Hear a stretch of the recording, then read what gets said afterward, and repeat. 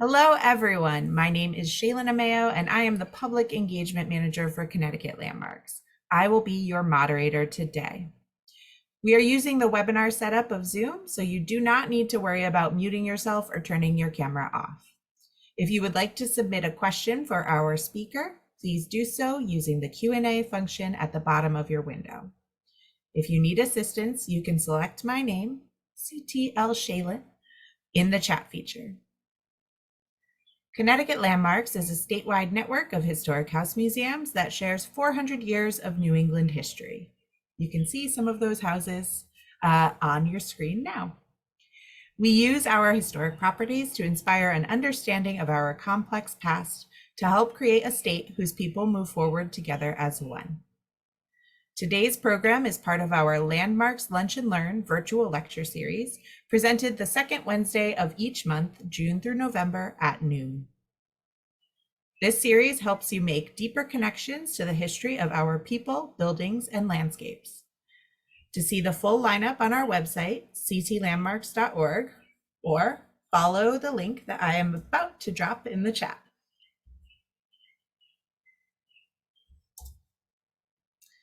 Today's program focuses on the Palmer Warner House, located in East Haddam. Built by John and Mehitable Warner in 1738, the property was last owned and occupied by Frederic Palmer and Howard Metzger, a gay couple who lived, worked, and cared for the house and its 50 acres of land. They entertained family and friends, cooked elaborate meals, collected antiques, records, and cars, coaxed topiary out of the gardens, and created a space for themselves on the property in an area that Frederic Palmer referred to as the, quote, wilds of Connecticut. We are glad to gather with you in June, which is now celebrated as Pride Month, to discuss LGBTQ+ history. However, as Palmer and Metzger's relationship spanned 1945 to Palmer's death in 1971, we acknowledge that they would not have celebrated, nor likely even imagined, Pride in an era before the Stonewall Uprising. We also acknowledge that the struggle towards freedom is long and the work is not done, and we look to a future where all people are able to live their lives fully as themselves without fear.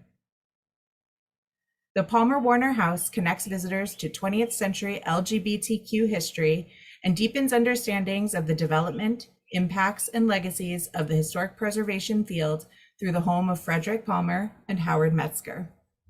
Through this work, we hope to develop a deeper understanding of and connection to the experiences and communities of the past in order to build a more just future. And now, I'd like to introduce and welcome today's speaker. Bridget Pupillo is an adjunct professor at Connecticut College and a freelance translator. She will be discussing her recent project translating the Italian language letters of Frederic Palmer and partners from his time in Europe in the 1930s. Without further ado, I will stop my screen share so that Bridget can have the floor. All right, thank you everyone so much for being here. I'm really looking forward to speaking with you, and I wanted to give a special thanks as well to my friends at Connecticut Landmarks, Erin, Shaelyn, and Jocelyn, who invited me here to speak today. I'm really honored to have this opportunity to share my experience working with Connecticut Landmarks on this fantastic project, especially during Pride Month. So I am going to now share my screen with you. There we go.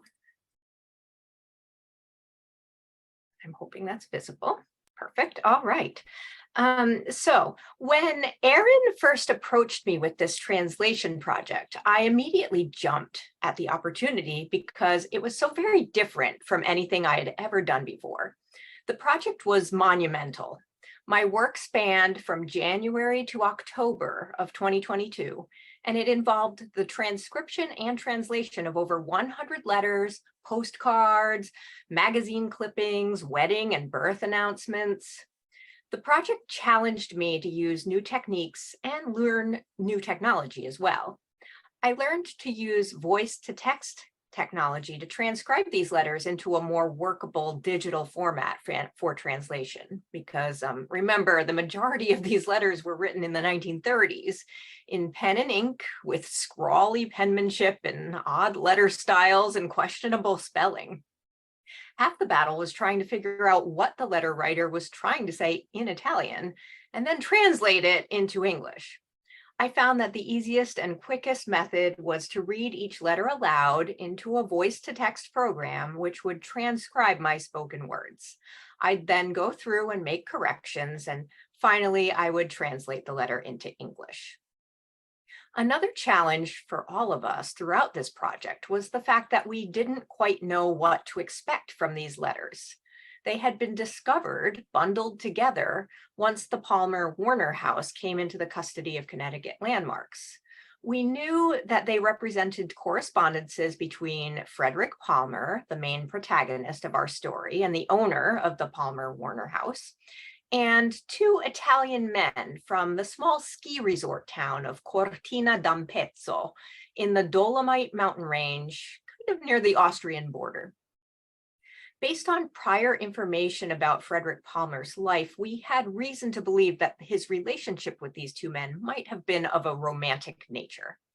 Walking into a large project with little information to go on, it was very easy to create one's own assumptions, to speculate about these characters and their lives, their actions, their motivations.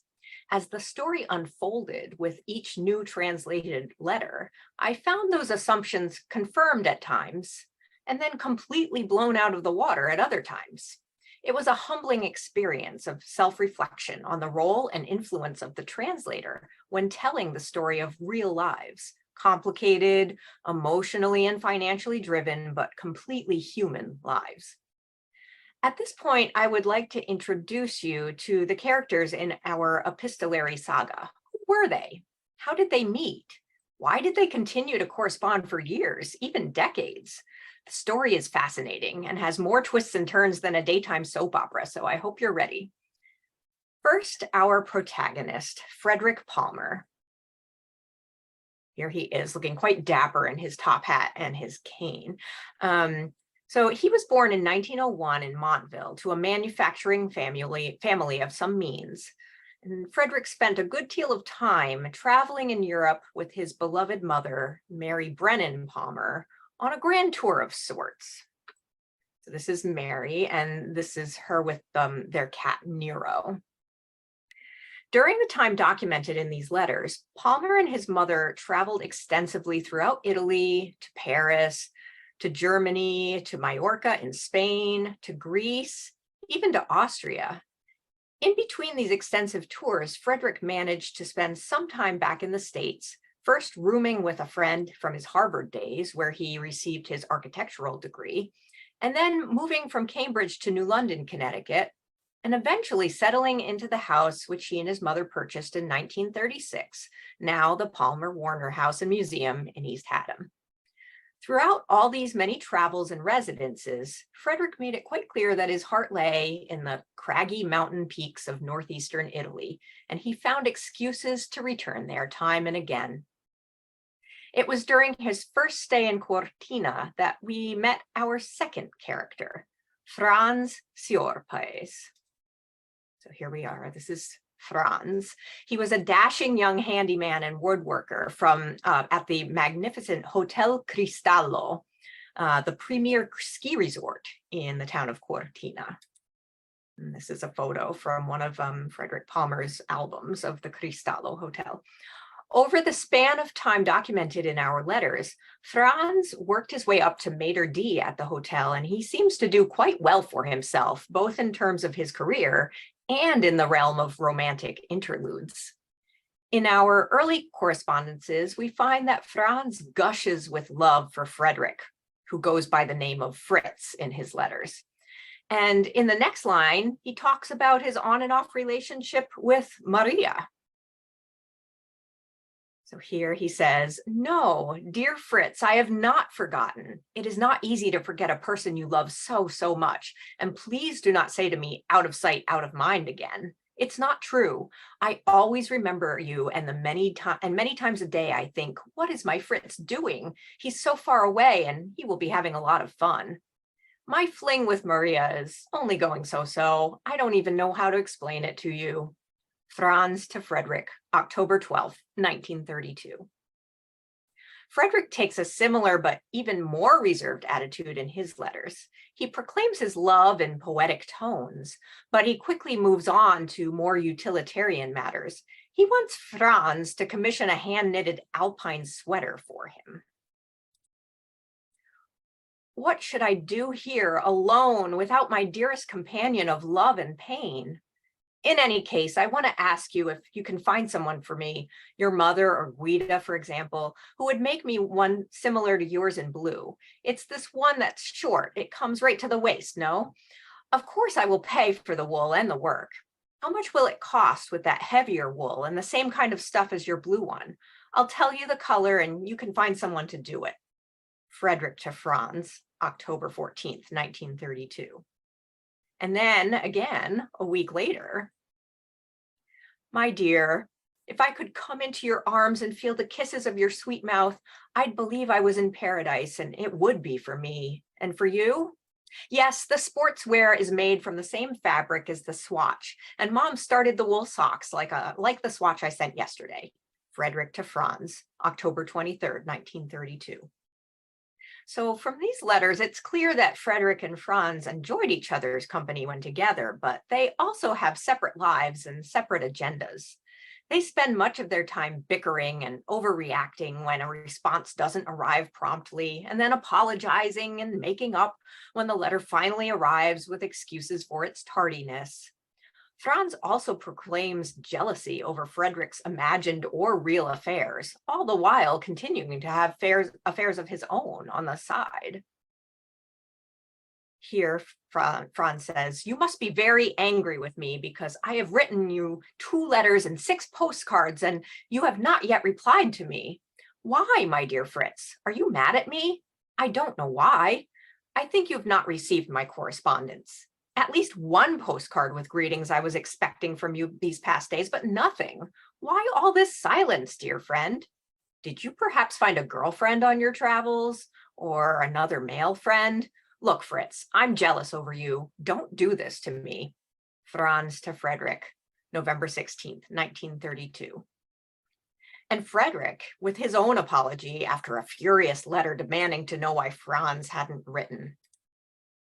Dear little meanie, I liked your express letter so much, especially seeing that you love me enough to send it express. As I said yesterday, my letter on the 31st was perhaps a bit mean, but you must forgive me because I suffered so much in my heart without your letters, as I didn't know if you were just being mean or if you were sick. The first is nothing, but the second is very important. Frederic to Franz, November 3rd, 1932.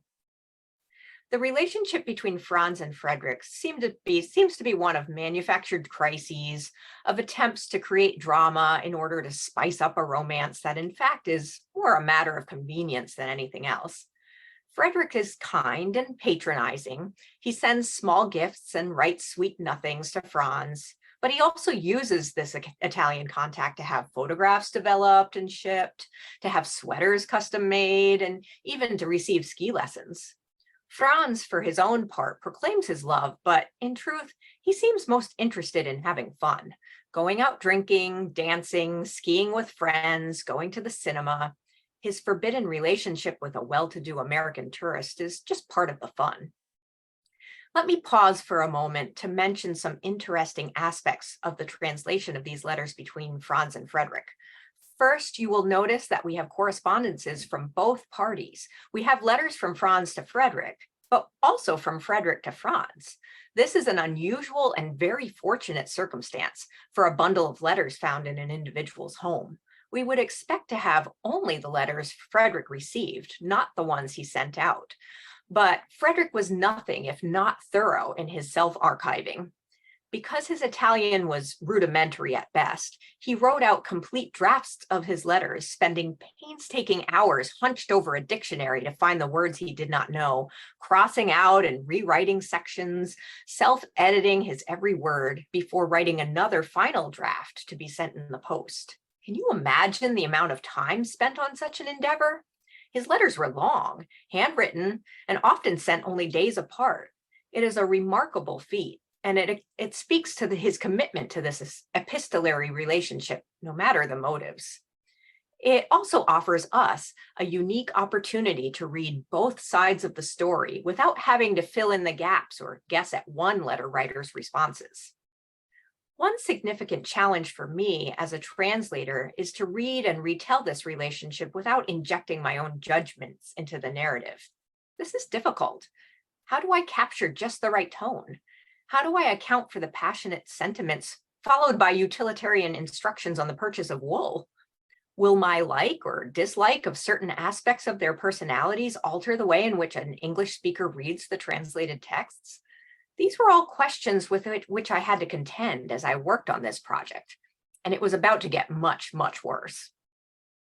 The relationship between Frederic and Franz shifted dramatically when Frederic returned to Cortina and the Hotel Cristallo for a visit over the Christmas holidays in late 1932. It was meant to be a joyous reunion of these two would-be lovers, and all went well for a few days until a third character entered the mix. Meet Fritz Walpoth, our third correspondent. Tall, blue-eyed and fair, more Germanic than Italian, Fritz was a boarder in the home of Franz's parents. Unlike Franz, who was an entrepreneurial go-getter at the hotel, Fritz was a man of very little means, working in a print shop in town and eking out his daily existence. Quite different from the happy-go-lucky, gregarious Franz, Fritz was solitary, moody, prone to bouts of depression. In other words, he was Frederic's ideal type. The two met by chance when Franz invited both of them on a ski trip to Pokol, a nearby mountain village. And this is a slide showing the group that went on this ski adventure. They stayed together in a rustic lodge, and Frederic shared a bed with Fritz. It was love at first sight for Frederic, and that night would become almost mythical for him. He would return often to memories of their short time together.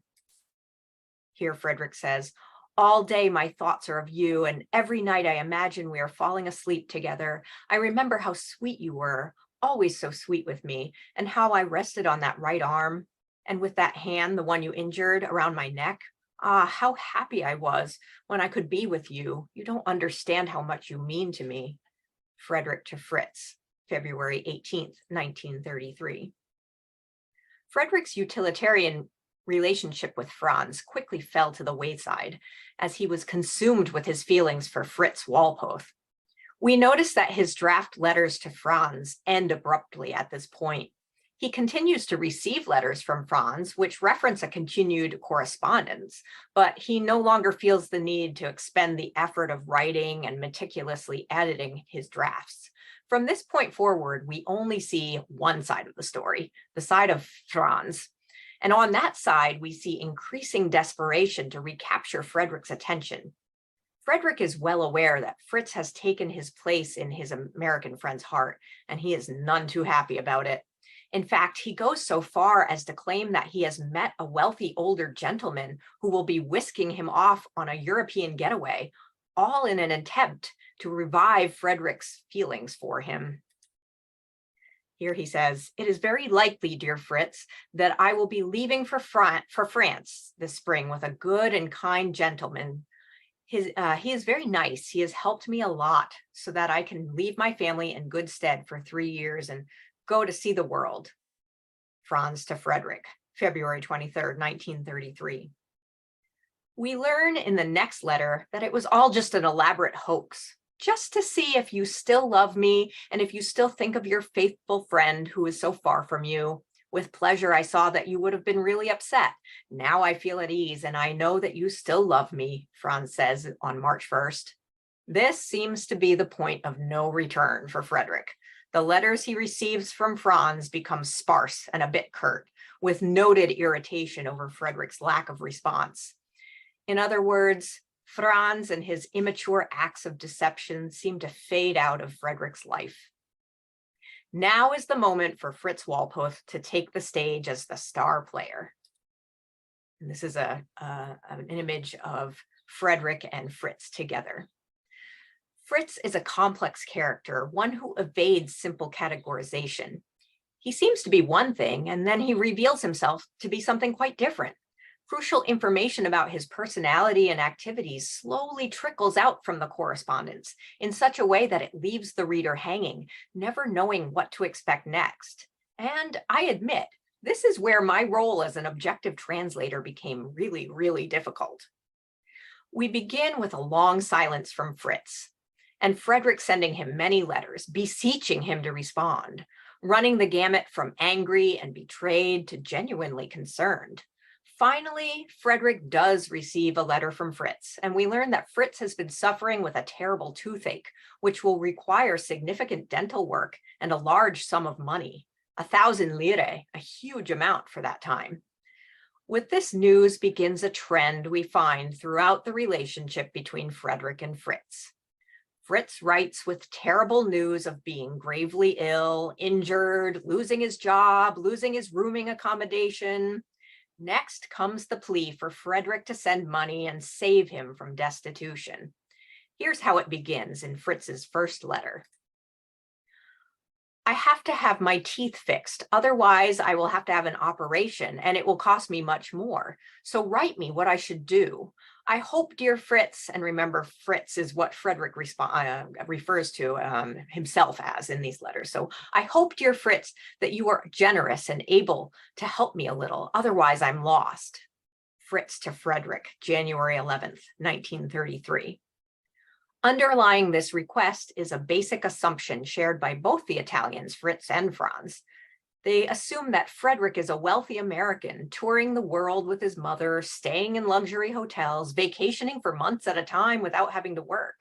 He could and should help out someone much less fortunate like Fritz, whom he claims to love. I admit, I had the same thought. Why doesn't Frederic just pay this guy's dental bill and out of kindness? The truth is a bit more complicated. Frederic tries to explain to Fritz that his financial situation is not as lucrative as it might seem, and besides, the money belongs to his mother, not to him. Money is also difficult at the moment. Franz cannot understand that I do not have a large amount of money, but I hope you can. When I'm traveling with Mom, it's very hard to get some to send to you. But if you have a great need, my brother, I will try to send a little. Frederic to Fritz, January 18th, 1933. We also sense a bit of wariness in Frederic's response. What is the real motivation here? Does Fritz truly return his affections, or does he intend to use Frederic as a sugar daddy? I have to admit, I immediately shared Frederic's sense of wariness, and perhaps with good reason. Fritz's requests for money begin in this coy, polite way, but as time goes on, they become more and more insistent, and they seem to include a heaping dose of emotional blackmail.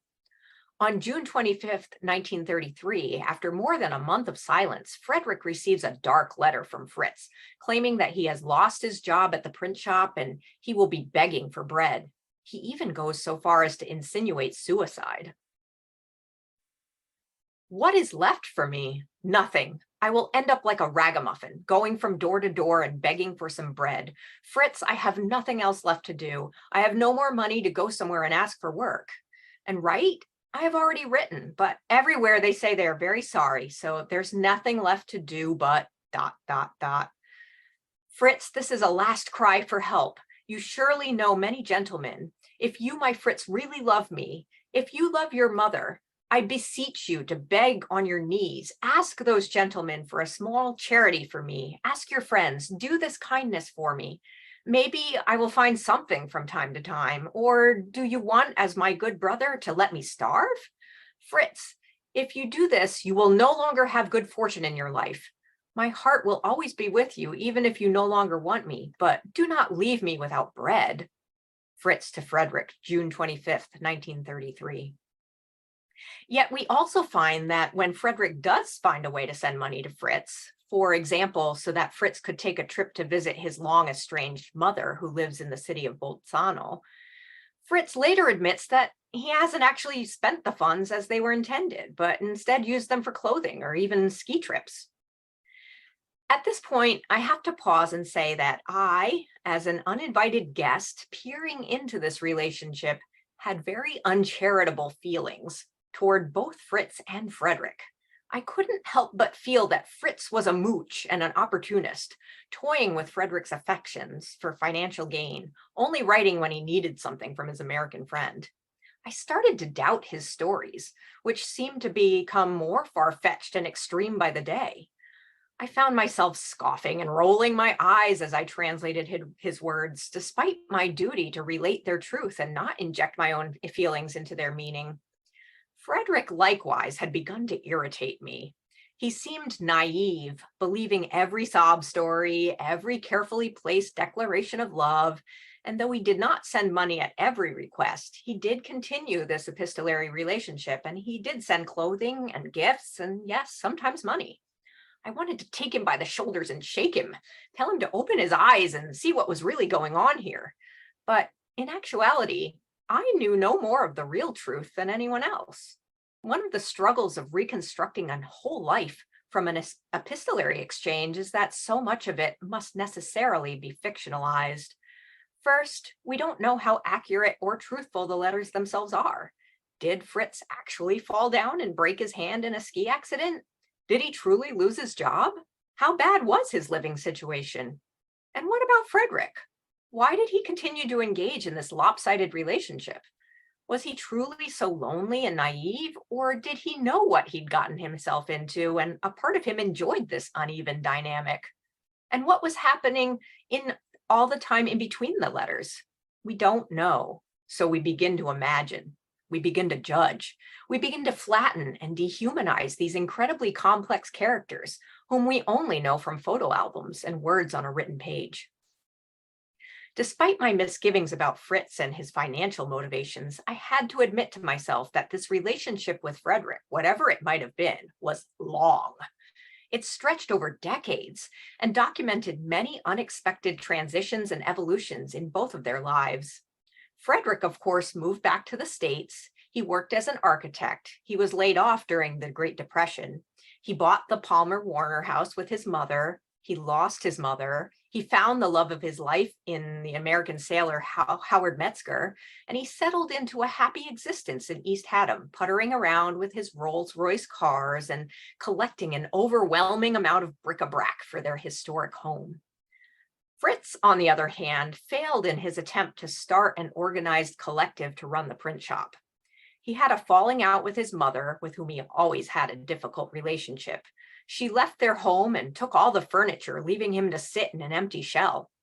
His depression deepened over the years, and he found solace in the mountains and in his Catholic faith. But eventually, things did seem to make a positive turn for him.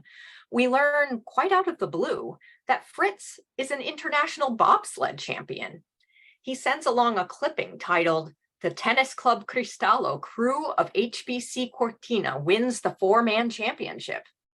As the article gushes about his team, contrary to general predictions, they managed not only to beat the previous record, but to score an amazing time of 1 minute 17 and a fifth seconds, which, according to expert authorities, will not easily be beaten in the future. Fritz even makes it to the World Championships in Germany with his bobsledding team. In other surprising news, Fritz announces in a letter dated August 1st, 1937, that he is engaged to be married, and he asks Frederic to be the best man in his wedding. He paints his new fiancée, aptly named Speranza, or Hope, in loving, almost angelic tones. Up till now, we have never argued. She is very kind and loves me so much. I hope you won't be against it because she's 3 years older than me, but she looks 5 years younger. She is very kind, frugal, healthy, and strong. When she read your letter that war is likely coming, she cried a lot. She said you were mean to say things like that. She doesn't want me to go to war. You know, Fritz, sometimes when she speaks, she seems like a child because she's a little shy, and I'm the first man she has ever loved. Fritz to Frederic, August 1st, 1937. For the first time in all of their correspondence, Fritz seems genuinely happy. We start to understand the extreme depths of his loneliness, which likely clouded all other aspects of his behavior and his life. We can see the true Fritz now that the clouds have lifted. He writes several more times about his new wife, always portraying her as an angel come to earth, the kindest and sweetest person he could ever have met. Not only has he gained a partner, but an entire family, one which he had sorely lacked growing up. His in-laws have taken him in as their own son, and he finally feels at ease and bolstered with support. It is a wonderful moment in their correspondence, but one that is tragically short-lived. Fritz admits to Frederic that they have no real desire to have children. They want to wait until the money is not so tight. They worry about bringing children into a world shattered by war. Remember, this is 1937 when Italy had joined the Axis with Germany and Japan, and Germany is about to annex Austria, just miles from across the border from Fritz's hometown. One also wonders if Fritz's ambiguous sexual orientation and Speranza's noted innocence might have played a role in this decision as well. However, as often happens in Italian families, the larger family's desires prevailed. They want grandchildren and they don't want to wait. And so, dutifully, Fritz and Speranza start a family. Speranza's first pregnancy is with twins, and while Fritz frets and worries, she glows with happiness and calm, awaiting her new babies. However, as Fritz relates in a shocking letter from January 1940, things take a turn. Complications arise in the pregnancy, and Speranza has to be admitted to hospital in the city of Belluno. The doctors assure Fritz everything will be fine, and they tell him to return home. Even Speranza tells him that he worries too much, and she assures him all will be well. He kisses her goodbye and returns home by train. The next paragraph is a gut punch. On Sunday, I went to Holy Communion and prayed to God that everything would be okay. I cried and prayed a lot. On Monday at 9, the parish priest called me and told me that my joy, my life, everything that was dear to me, everything I lived for was no more. My most beloved angel was no more. She had passed away and left me alone with 2 children without their mommy. Fritz, my friend, the day before yesterday, I was given the news that one of the babies has died. Its mother took it with her. She did not want to be alone without me. And so she took the little angel that I had given the name Gastone Speranza, and I am left with Umberto Federico. Fritzi, I was in Belluno yesterday. The little one is still in the hospital because he's a little behind, but he's so beautiful and is doing well. I hope that I can at least keep this little being, that fruit of my beloved little mother. Fritz, you can't imagine how much suffering. I brought my wife to Belluno on Saturday, full of joy to see her soon, and on Tuesday, I came back to find her dead, January 7th, 1940. Here it feels as if reality and fiction have finally coalesced into fully tragic form. All our assumptions, all our irritable judgments about the nature of these characters, all the cajoling for money, all the petty bickering over long-awaited letters, they all slip away as we sit with the heavy horror of this unimaginable but exquisitely real situation. Fritz has lost the only source of happiness and stability in his difficult life. Speranza, his hope, is gone, and along with her, the family who took him in, one of his newborn babies as well. He is left to care for his son, premature, motherless, brought into a world of war and uncertainty. We can only imagine what Fritz is enduring as he looks upon this new life and says goodbye to his wife and daughter. For all the twists and turns of this long epistolary exchange that reads like a novel, even the worst moments could not have prepared us for this tear-jerking climax. And climax it is. This is the last real letter we have from Fritz. We have one more short note dated a decade later in 1950, where Fritz claims to have written several times without receiving any response. He sends an update that he and his now 10-year-old son are both doing well. We have no details as to their living situation or of Fritz's recovery from his great loss. But then, in one final chapter of this story, we are left to dream of brighter horizons. We find the formal birth announcement of a daughter, Maria Clara, to Fritz and Ines Walpoth on April 15th, 1954, 14 years after that tragic moment of loss, and nearly 9 years after the end of World War II. Like Frederic, we're left to fill in all the many gaps over these past 14 years, but we see with surprise that Fritz has once again found his hope for happiness, for the future, for family, for love. And despite their long and unexplained estrangement, he still feels the need to share this moment of joy with his American friend of years past. One last surprise. Our story does not end with the narrative voice of Fritz, but with a return to Frederic, whose voice had gone silent all the way back in 1933 when he stopped keeping drafts of his letters to Fritz. Here, though, he makes a concerted effort to draft one last letter to his old and dear friend Fritz. I will read the short letter in full. December 13th, 1954. Dearest Fritz, lovely wishes for Christmas and the New Year. You are married again.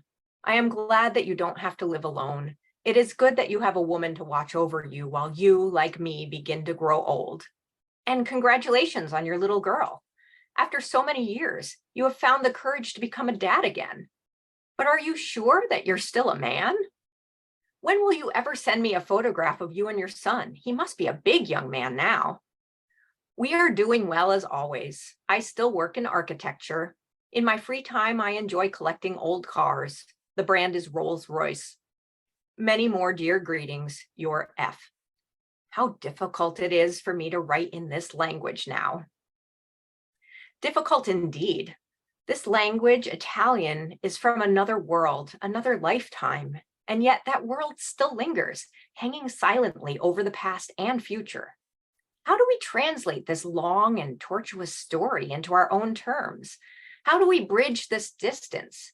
How do we make sense of the complexities of life for three young men engaged physically and emotionally with one another under the ever-watchful gaze of Mussolini's Italy and a less than tolerant post-depression America? How do we count for their foibles, their inexplicable decisions, their almost fictional world of ski resorts and broken teeth and bobsled championships, their perplexing but absolutely real humanity? All I can say is this: we feel less distant when we read their letters. Thank you so much. Thank you. I'm just going to do a little bit of quick housekeeping. Okay, thank you so much for that incredible overview of this roller coaster of a project. I know I loved hearing about your work. We do have a couple of questions. If anyone listening has any questions, they can drop them into the Q&A feature down at the bottom or send them to me through the chat if that's easier. But first, let's get to the questions that I already have.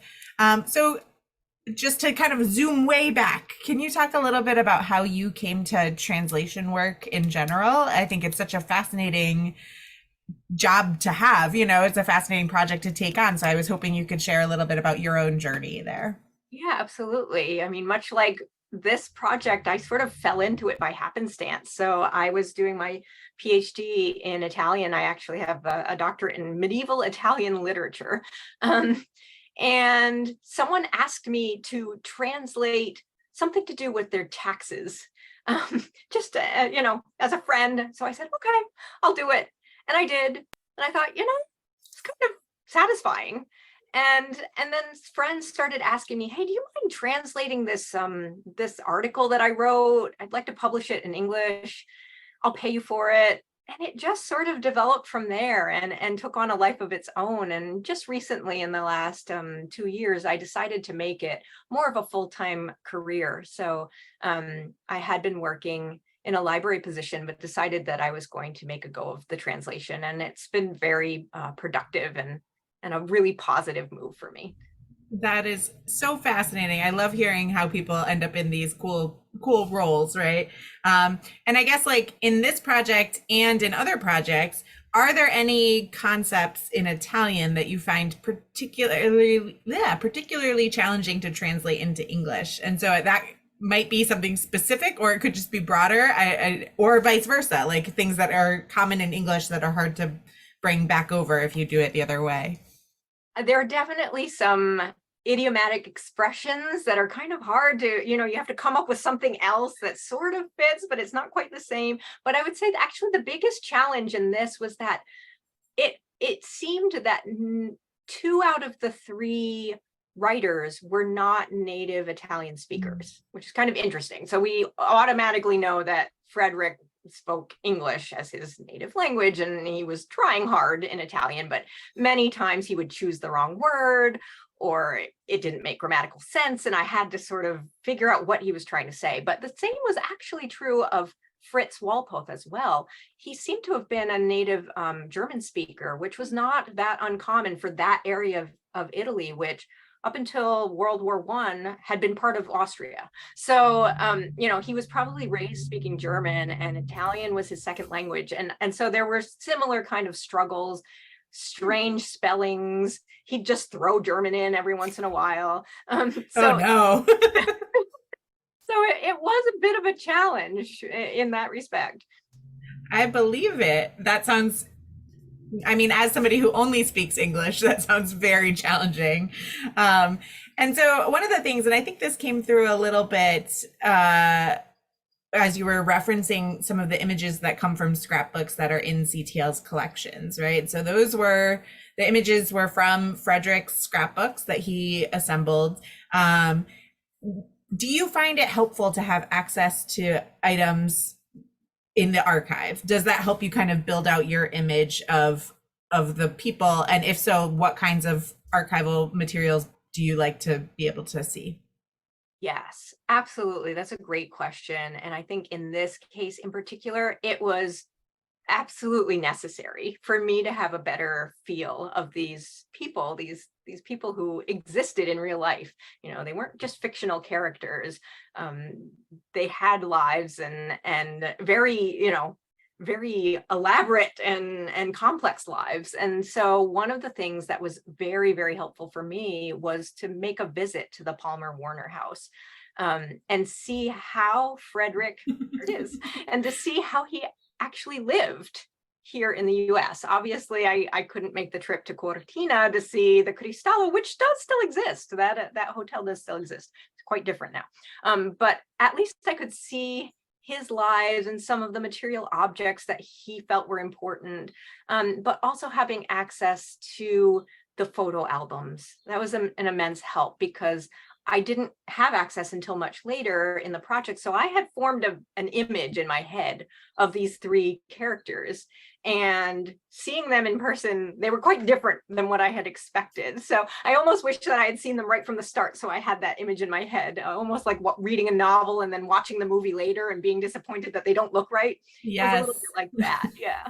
So I was just talking to somebody about that with radio personalities, about how you imagine what they look like based on their voice, and then all of a sudden you see them and you have to kind of reshuffle everything. So I totally understand that. Yeah, absolutely. So I think with this sort of project, which I will admit was kind of unique for me, it's not the typical academic work that I do.